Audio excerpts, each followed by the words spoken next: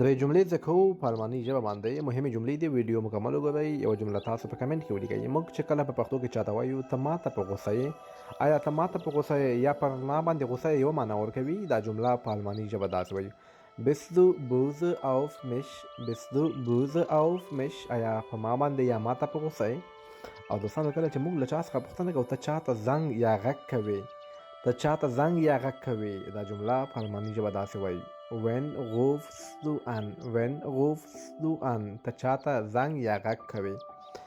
دوستانو موږ چې کله له چا څخه ګیله کوو ته ولې زمونږ کور ته نه راځې، ته ولې زمونږ کور ته نه راځې، دغه جمله سخته جمله ده، خو تاسو په کمنټ کې ولیکئ. ګوره چې څوک یې صحیح لیکي، غلطه وي زه به په کمنټ کې درته صحیح لیکم.